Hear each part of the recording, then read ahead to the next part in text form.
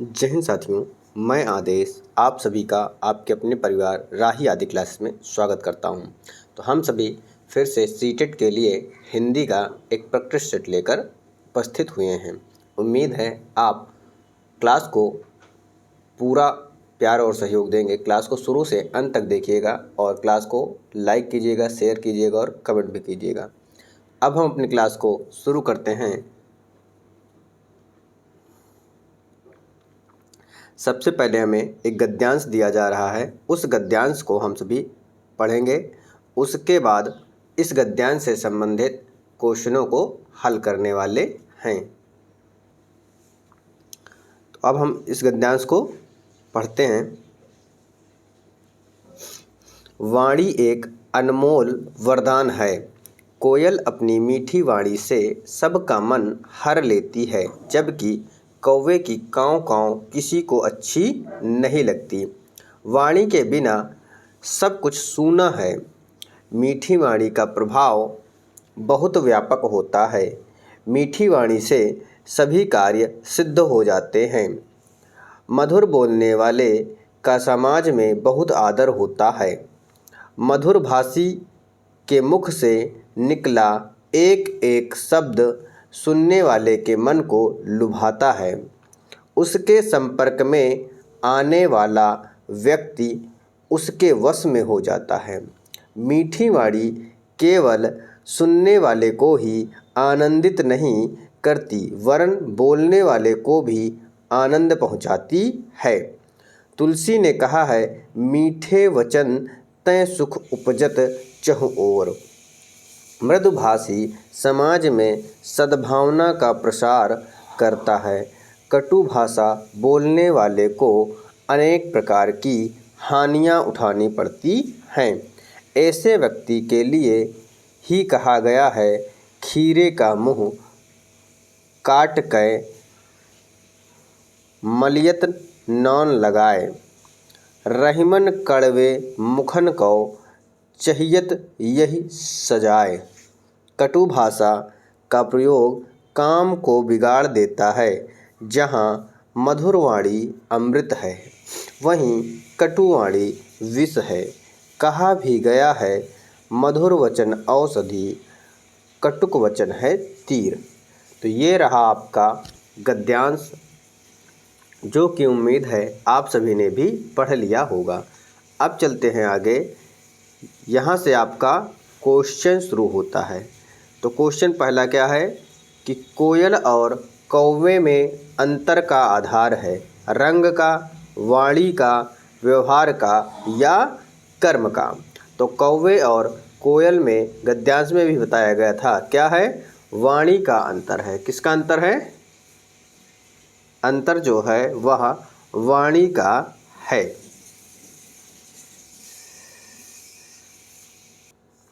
अगला क्वेश्चन है, सभी कार्य मीठी वाणी से हो जाते हैं। सफल हो जाते हैं, असफल हो जाते हैं, प्रभावहीन हो जाते हैं या अनमोल हो जाते हैं। तो क्या होते हैं सभी कार्य? सफल हो जाते हैं। क्या होते हैं? सभी कार्य सफल हो जाते हैं। ऑप्शन ए हमारा सही हो जाएगा।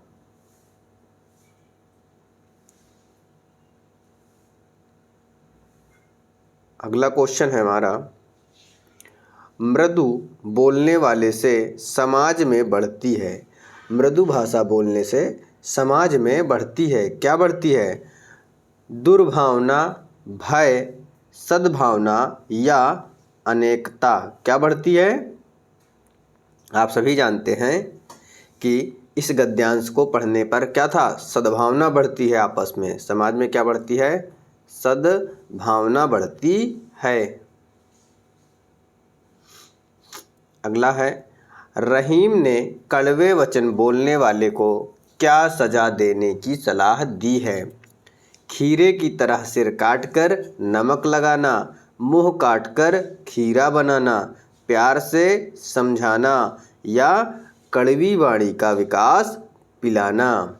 तो क्या बोला गया था कि खीरे की तरह सिर काटकर नमक लगाना। राइट आंसर हमारा ऑप्शन ए सही हो जाएगा। आते हैं आगे अगले क्वेश्चन पे। तो अगला क्वेश्चन है कि मधुर वचनों और कटु वचनों की समता दी गई है। किससे समता की गई है? पहले मधुर वचन और फिर बाद में कटु वचन। औषधि तीर, औषधि नमक, नमक कौवा, कौवा कोयल। तो नमक कौवा कौवा कोयल तो गलत ही हैं। अब है औषधि या तीर, औषधि या नमक। तो क्या है? औषधि या तीर, यानी राइट आंसर हमारा ऑप्शन ए बिल्कुल सही हो जाएगा।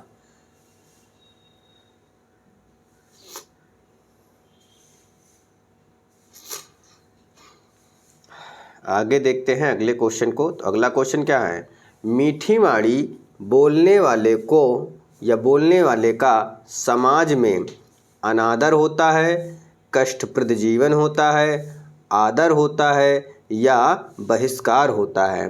तो क्या होता है? मीठी वाणी बोलने वाले का समाज में आदर होता है। क्या होता है? आदर होता है।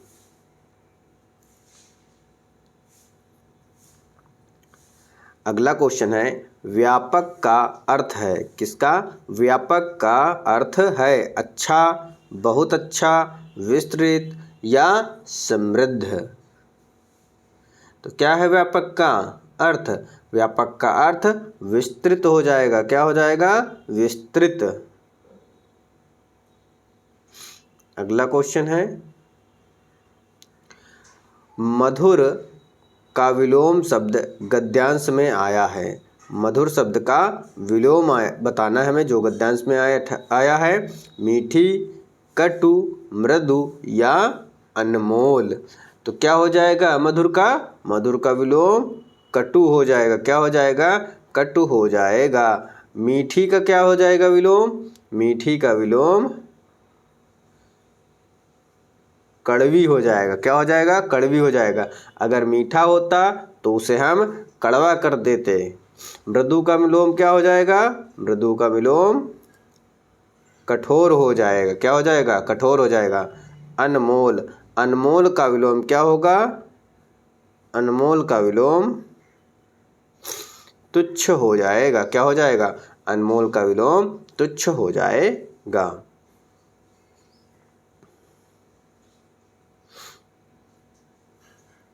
इसके बाद अगला क्वेश्चन है अमृत का समानार्थी शब्द नहीं है। अमृत का समानार्थी शब्द नहीं है। अमीर, सोमरस, पीयूष या हलाहल। तो अमी का समानार्थी, अमृत का समानार्थी अमी भी होता है, सोमरस भी होता है, पीयूष भी होता है, लेकिन हलाहल नहीं होता। हलाहल किसका होता है? हलाहल विष का समानार्थी होता है। किसका होता है? विष का समानार्थी हलाहल होता है। आगे देखते हैं। आगे आपको एक काव्यांश दिया गया है। क्या दिया गया है? काव्यांश दिया गया है कि दिए गए काव्यांश को ध्यानपूर्वक पढ़िए तथा पूछे गए अनहित प्रश्न का उपर्युक्त विकल्प चुनिए। यानी इस काव्यांश को पढ़ना है, इससे संबंधित जो क्वेश्चन पूछे जाएं उसका उपयुक्त विकल्प चुनना है। इतना जूम करने पे आपको दिखाई दे रहा होगा। अब इस काव्यांश को हम सभी पढ़ते हैं, आप भी पढ़िएगा। वैराग्य छोड़ बाहों की विभा संभालो। वैराग्य छोड़ बाहों की विभा संभालो, चट्टानों की छाती से दूध निकालो। है रुकी जहाँ की धार, सिलाएं तोड़ो। पीयूष चंद्रमाओं को पकड़ निचोड़ो। चढ़ तुंग शैल शिखरों पर सोम पियो रे। योगियों नहीं विजय के सदृश जियो रे। छोड़ो मत अपनी आन, शीश कट जाए। मत झुको अनय पर, भले व्योम फट जाए। दो बार नहीं यमराज कंठ धरता है, मरता है जो एक ही बार मरता है। नत हुए बिना जो अशनिघात सहती है, स्वाधीन जगत में वही जाति रहती है। गद्यांश को एक बार पढ़िएगा, नहीं आता है थोड़ा समझ में 2 बार पढ़िएगा, लेकिन हमेशा आपको क्या करना है, क्वेश्चन को पढ़ना है, फिर विकल्प में दिए गए ऑप्शन को चुनना है कि कौन सा सही है। अगर काव्यांश में थोड़ा बहुत अर्थ निकाल लेते हैं तो भी आपका काम चल जाएगा, अगर नहीं भी निकाल पाते हैं तो भी आप उस क्वेश्चन को पढ़ने के बाद जो भी आपको ऑप्शन में सही लगे उस पर आप टिक कर दीजिएगा। वैसे आपको पता हो जाएगा, थोड़ा बहुत अर्थ जरूर निकाल लेंगे। अब देखते हैं आगे इससे संबंधित क्वेश्चन क्या पूछा जा रहा है। इससे आगे के संबंधित क्वेश्चन अगले पेज पे देखते हैं क्या कह रहा है। कवि किसे छोड़ने की बात कर रहा है? कवि किसे छोड़ने की बात कर रहा था? माया मोह को, वैराग्य को, या सांसारिक सुख को, या बाहों की शक्ति को। तो कवि किसको छोड़ने की बात कह रहा था? वैराग्य को छोड़ने की बात कहेगा। किसको? वैराग्य को। तो ऑप्शन बी हमारा सही हो जाएगा। अगला क्वेश्चन है, कवि किसके समान जीने को कहता है? कवि जो है किसके समान जीने को कहता है? योगियों के समान जीने को, भोगियों के समान जीने को, विजयी व्यक्तियों के समान जीने को, या राजाओं के समान जीने को। तो विजयी व्यक्तियों की बात करता है। किसकी? विजय हुए व्यक्तियों की भांति जीने की बात कर रहा है। ऑप्शन हमारा सी सही हो जाएगा। अगला क्वेश्चन है, भले व्योम फट जाए का अर्थ कितनी ही मुसीबत आ जाए, आसमान 2 टुकड़ों में बट जाए, मूसलाधार वर्षा हो जाए, या खूब लड़ाई हो जाए। तो भले व्योम फट जाए का जो अर्थ होगा वो क्या हो जाएगा? कितनी ही मुसीबत आ जाए। क्या? कितनी ही मुसीबत आ जाए, यानी ऑप्शन ए हमारा सही हो जाएगा।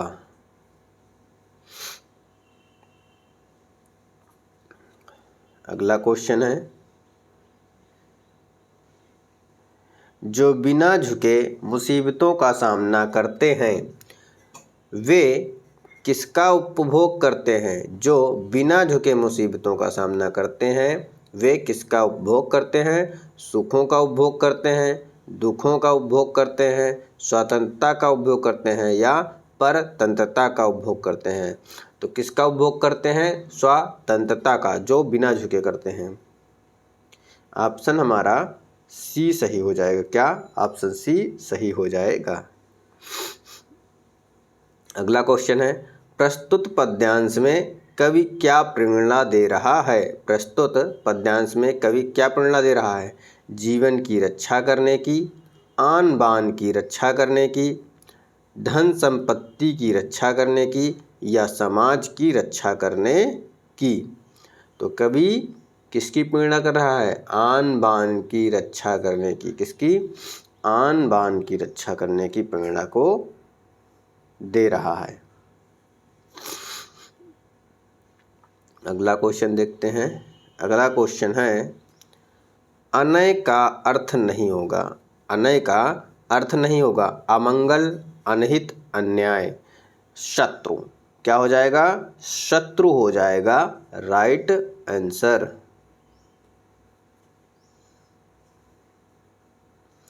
अब आपके आते हैं 15 क्वेश्चन। किससे?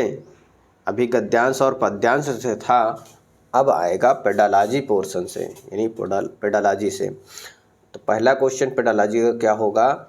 पाठ यानी कक्षा 8 की अध्यापिका, कक्षा 8 की एक टीचर है, भाषा शिक्षण के दौरान शिक्षार्थियों को व्याकरण और शब्द भंडार की आपसी संबद्धता के बारे में बताती है। वह किस विधि का अनुसरण कर रही है? यानी कोई टीचर है, वह अपने बच्चों को व्याकरण सिखा रही है और उसका शब्द भंडार बता रही है। क्या? व्याकरण के साथ साथ शब्द भंडार बता रही है। तो कौन सी विधि का प्रयोग कर रही है? कोश विषयक मॉडल, सामाजिक सांस्कृतिक मॉडल, विधा मॉडल, या कार्यात्मक मॉडल। तो किसका है? कोश विषयक मॉडल का प्रयोग कर रही है। ऑप्शन हमारा ए सही हो जाएगा।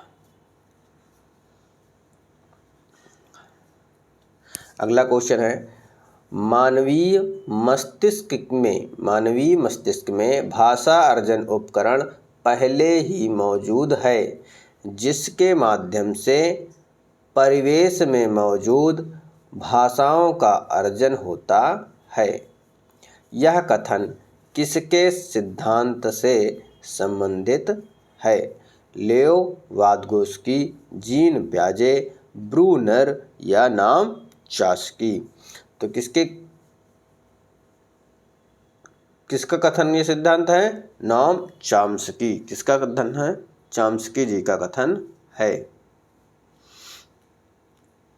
अगला क्वेश्चन है, भाषा अध्यापक होने के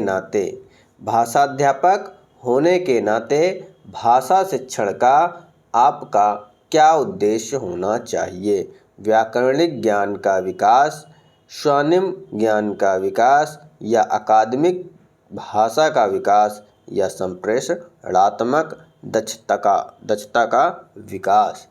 तो किसका विकास होना चाहिए? भाषा का अध्यापक होने के नाते संप्रेषणात्मक दक्षता का विकास होना चाहिए। राइट आंसर हमारा ऑप्शन डी सही हो जाएगा।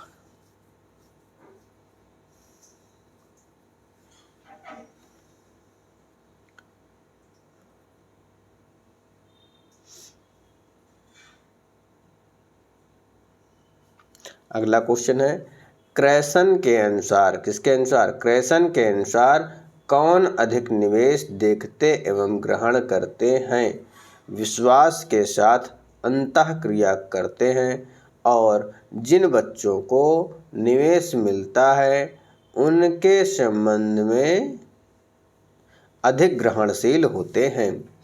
तो कौन होते हैं क्रैसन के अनुसार? देखिए, ऑप्शन ए है न्यूटन प्रभावात्मक फिल्टर, मध्यम प्रभावात्मक फिल्टर, उच्च प्रभावात्मक फिल्टर या बहुत उच्च प्रभावात्मक फिल्टर। तो क्या हो जाएगा? न्यून प्रभावात्मक फिल्टर, यानी ऑप्शन हमारा ए सही हो जाएगा।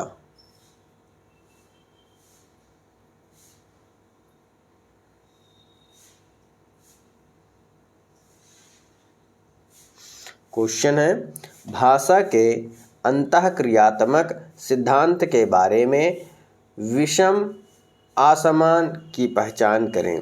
अर्थ अभिव्यक्ति के लिए भाषा संसाधन है। भाषा विभिन्न संप्रेषणात्मक कार्यों की अभिव्यक्ति का साधन है।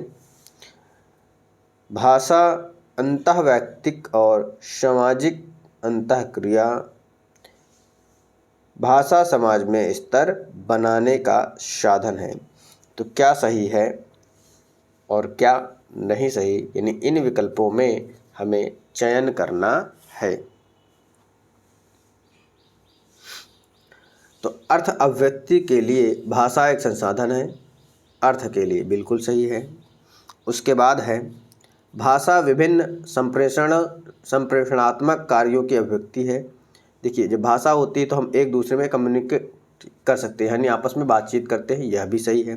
भाषा अंतःवैयक्तिक और सामाजिक अंतःक्रिया है, यह भी सही है। और भाषा समाज में स्तर बनाने का साधन है।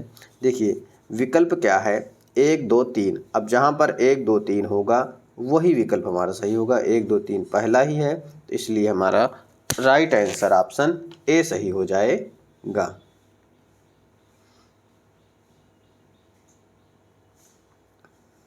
अगला क्वेश्चन है, सकारात्मक अंतर्निर्भरता, समूह रचना, व्यक्तिगत जवाबदेही और सामाजिक कौशल किसके आधारभूत तत्व हैं? सकारात्मक आत्मनिर्भरता, समूह रचना, व्यक्तिगत जवाबदेही और सामाजिक कौशल किसके आधारभूत तत्व हैं? समुदाय आधारित भाषा शिक्षण, कार्य आधारित भाषा, पाठ्य आधारित भाषा शिक्षण या सहयोगात्मक शिक्षण। तो राइट आंसर क्या होगा? सहयोगात्मक शिक्षण। क्या हो जाएगा? सहयोगात्मक शिक्षण हो जाएगा। ऑप्शन हमारा डी सही हो जाएगा। अगला क्वेश्चन है, एक भाषा अध्यापक के नाते निम्नलिखित में से कौन सा द्वितीय भाषा अर्जन के लिए अधिक सही रूप से लागू होता है? अब देखिए, पहले ही कल की क्लास में बताया था क्या होता है कभी कभी कि जब पेडालॉजी पढ़ते हैं तो उसमें हमें क्वेश्चन के ऑप्शन एक से अधिक सही होते हैं, लेकिन जब एक ही ऑप्शन चुनना हो तो जो सबसे अधिक चुनना हो, जो सबसे अधिक सही हो उसी का हम चयन करते हैं। या फिर अभी इसके पिछले देखा था 1 2 3 2 3 4 इस प्रकार से ऑप्शन आपसे पूछा जाएगा। तो यहाँ पर क्या है, एक भाषा अध्यापक होने के नाते निम्नलिखित में से कौन सा द्वितीय भाषा अर्जन के लिए अधिक सही रूप से लागू है या लागू होता है या होगा? सरल निवेश का प्रावधान, वाक्यगत संरचनाओं के अनुभव देना, मानक शब्द भंडार से परिचित कराना, तनाव मुक्त परिवेश का सृजन। तो राइट आंसर क्या होगा? तनाव मुक्त परिवेश का सृजन। ऑप्शन डी हमारा बिल्कुल सही हो जाएगा।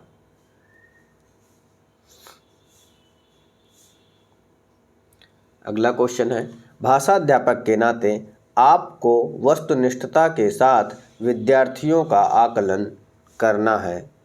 आपके लिए कौन सा सहायक है? लिखित परीक्षाएं, प्रदत्त कार्य, निबंध लेखन या रुब्रिक? तो राइट आंसर क्या हो जाएगा? रुब्रिक हो जाएगा। क्या हो जाएगा? रुब्रिक हो जाएगा।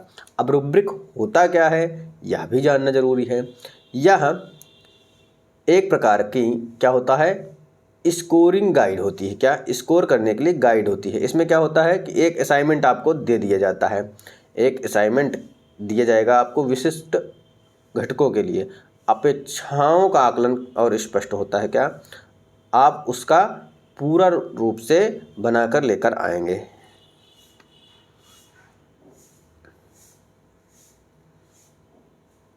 अगला क्वेश्चन है,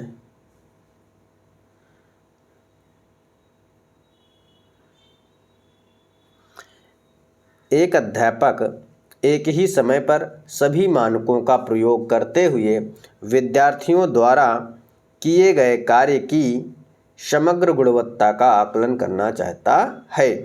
उस अध्यापक के लिए कौन से रूब्रिक अधिक सहायक होंगे?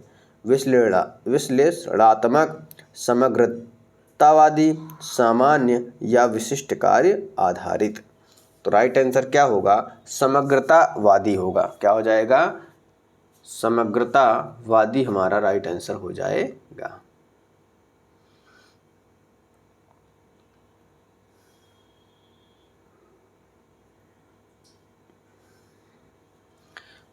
अगला क्वेश्चन है, समग्र भौतिक प्रक्रिया के बारे में कथनों को ध्यान में रखें। अब देखिए यहाँ पर क्या है कि कौन सा सही है, या दोनों सही हैं, दोनों गलत हैं, या केवल एक सही है? तो क्या है, गत्यात्मक गतिविधि के साथ मौखिक अभ्यास से सफल प्रत्यास्मरण यानी याद कराने की संभावनाएं बढ़ जाती हैं। द्वितीय भाषा अर्जन बच्चे की प्रथम भाषा अर्जन है। ऑप्शन ए सही है, यानी पहला जो दिया गया है वो सही है, या केवल दूसरा सही है, या पहला दोनों सही हैं, या फिर क्या है कि दोनों गलत हैं। तो क्या दिया गया है राइट आंसर? ए और बी दोनों सही है। क्या हो जाएगा? ए और बी दोनों सही हैं।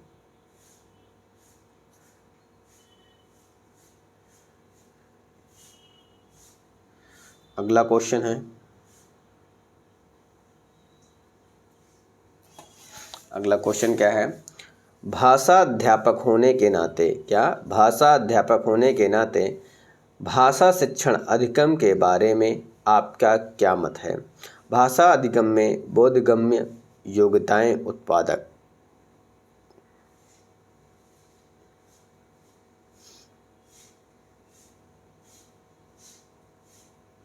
योग्यताएं उत्पादक। दूसरा क्या है, श्रवण के द्वारा अर्जित कौशल दूसरे कौशल में स्थानांतरित होते हैं। तीसरा क्या है, भाषा शिक्षण में अर्थ पर बल देना चाहिए ना कि नियमों पर।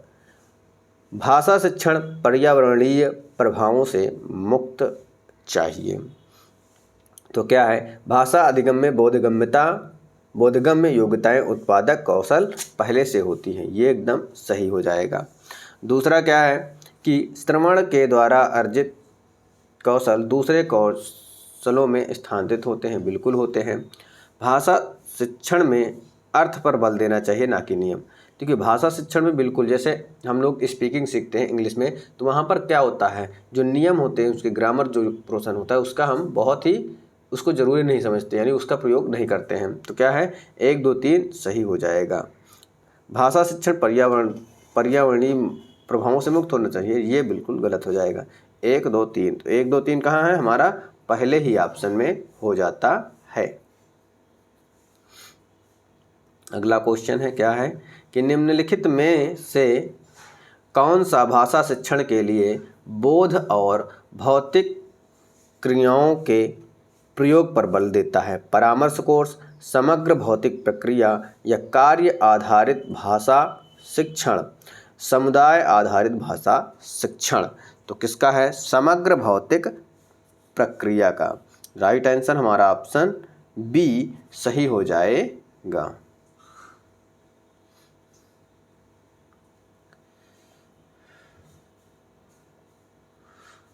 अगला क्वेश्चन है, एक अध्यापिका क्रिया का परिचय देने के लिए विद्यार्थियों को निम्नलिखित क्रियाएं करने के लिए कहती हैं। अपना हाथ धोकर आइए, अपना चेहरा धोकर आइए, अपने बाल संवारिए।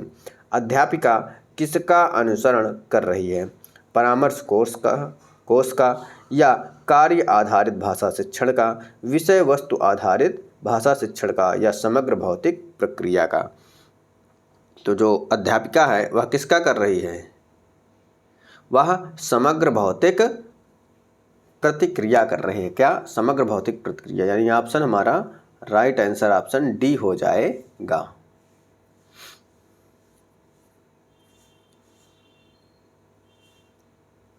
क्वेश्चन है, अध्यापिका समग्र भौतिक प्रतिक्रिया का अनुसरण कर रही है।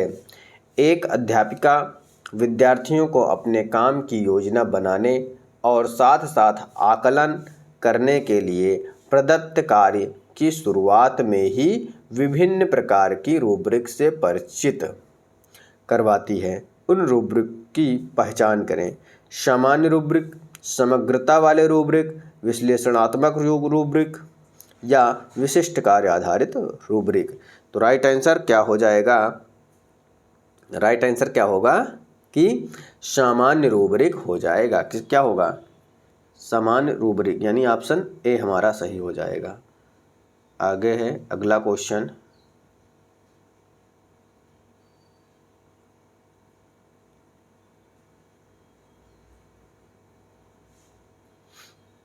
अगला क्वेश्चन है और ये 30वां क्वेश्चन है, यानी लास्ट क्वेश्चन है।